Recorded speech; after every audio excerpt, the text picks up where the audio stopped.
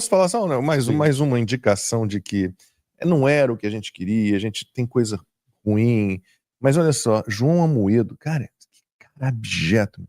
Olha o que ele escreveu no X.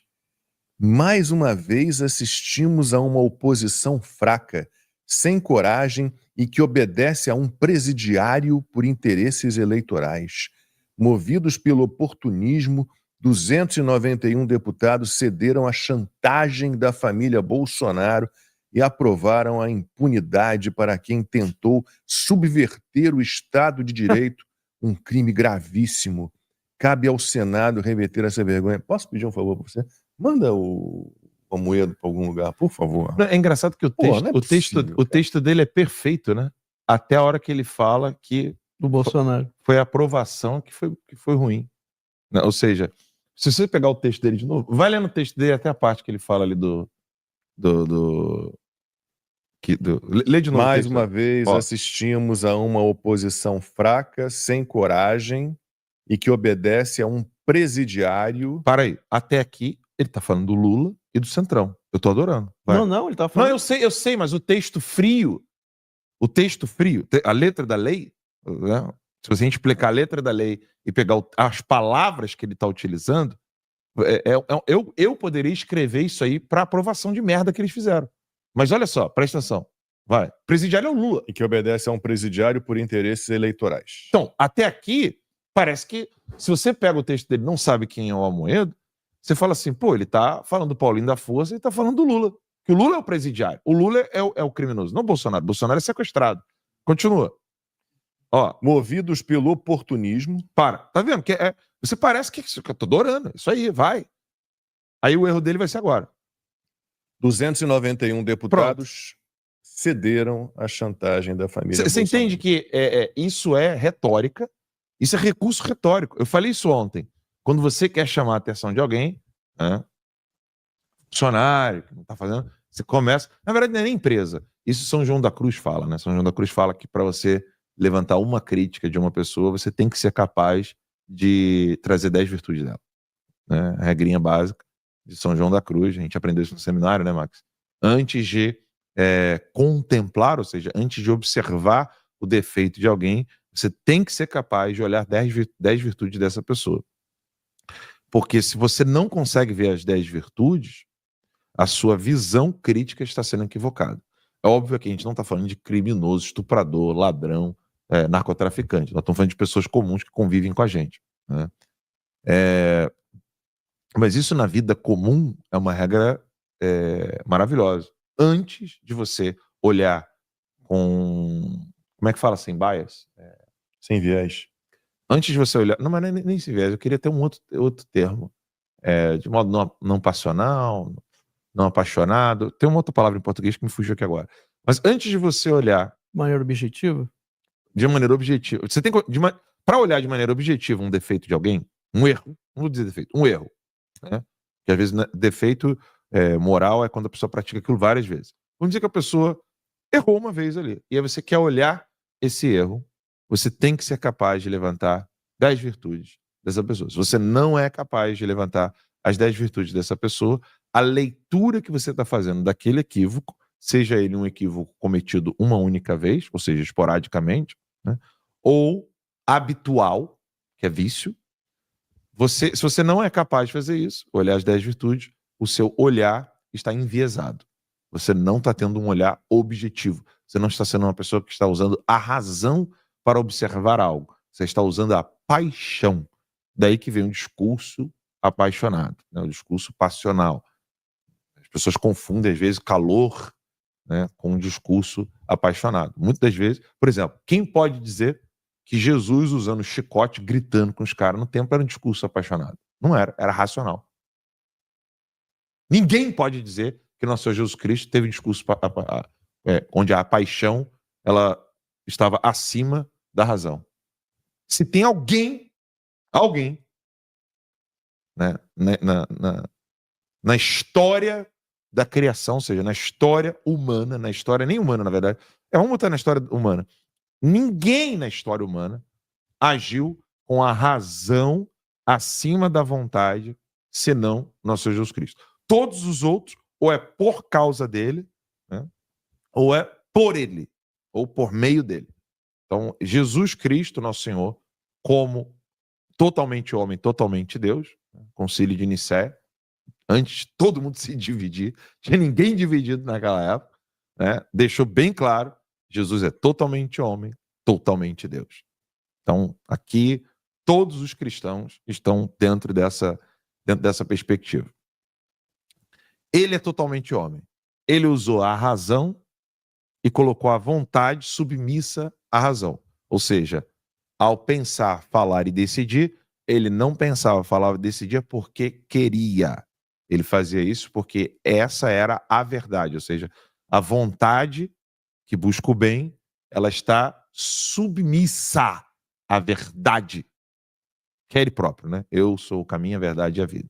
Nele a coisa é um pouco mais diferente, mas a razão humana, o ser humano bom, é o ser humano que os seus atos, palavras, ações, pensamentos, a razão rege a vontade. E a razão reger a vontade é o que nós chamamos de ato moral. Quando não tem isso, é ato imoral. É quando a vontade impera a inteligência. Quando a inteligência e a razão e a verdade imperam a vontade, isso é um ato moral, isso é um ato justo, é um ato prudente, é um ato com têmpera, é um ato, faltou quarta aqui, é um ato prudente, é um ato com temperança, é um ato justo e é um ato que é uma ação que tem fortaleza. Então, as 4 virtudes que a gente precisa ter, que é prudência, me ajuda na ordem, Max. Prudência, temperança, fortaleza e justiça? Não. A ordem? A ordem certa é prudência. Então, temperança. A primeira é temperança? Não, a prudência é a reina das virtudes.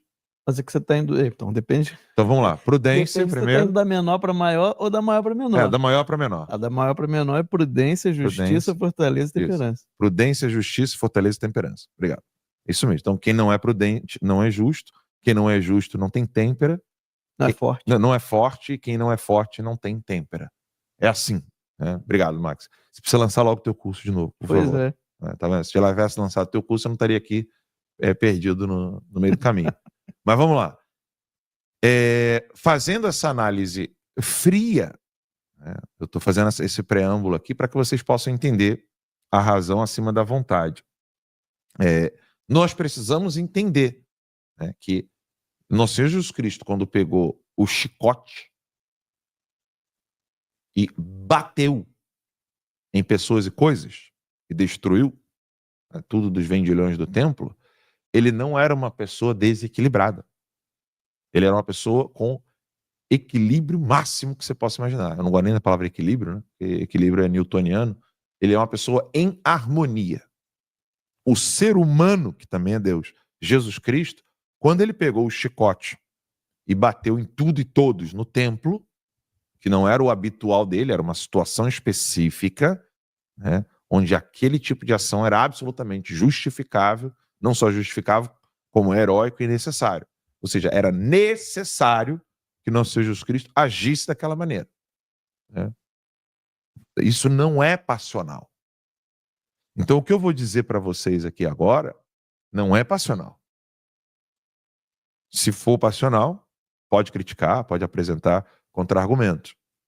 O que está acontecendo nesse exato momento no Brasil é que o legislativo está se submetendo mais uma vez, que não é algo novo, à tirania do judiciário. Só que agora o legislativo está chancelando, está colocando o selo de você não está deixando de ser republicano, Alexandre de Moraes.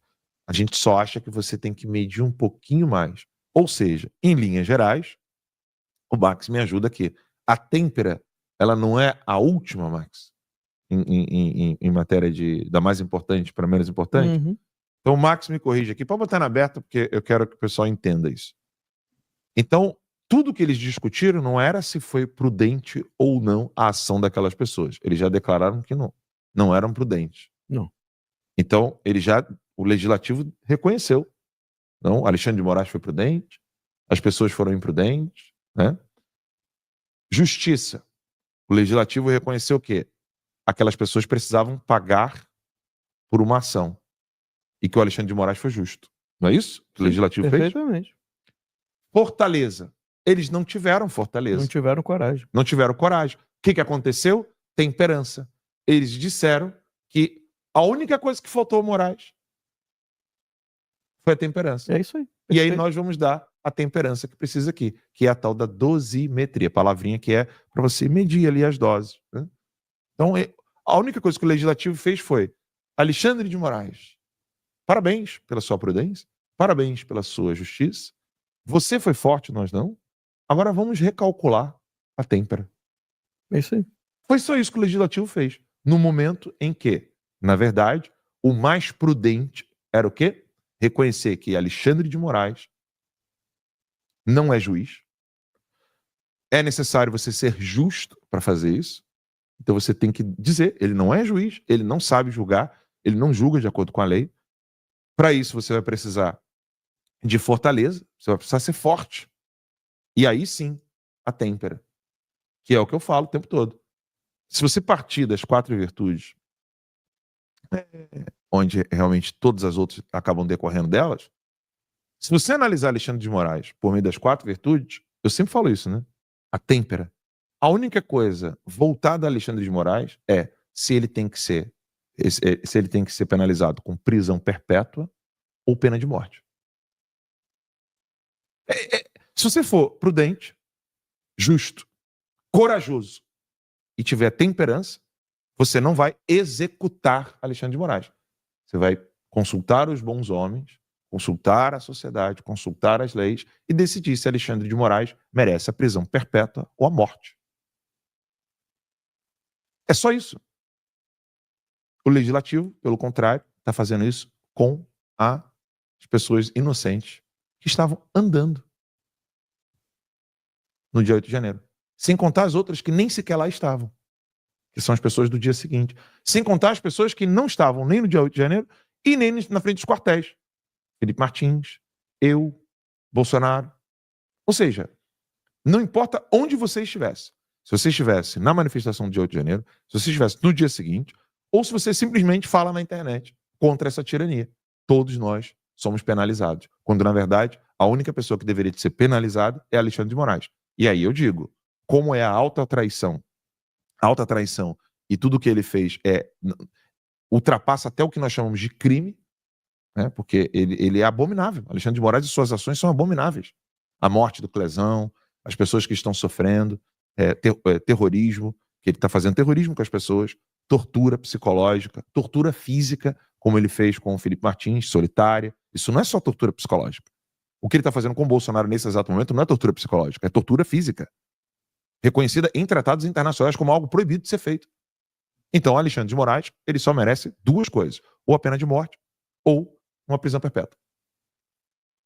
Ó, a turma adorou tudo que você falou, mas a Viviane Costa escreveu o seguinte: Alan, o Lacombe só pediu para você mandar o cara para PQP. Desculpa, é verdade. Então, Amoedo, dito isso, vá para aquele lugar. Para aquele lugar e vá a merda. A merda eu vou dizer. E a Marilena Breda, o que o Amoedo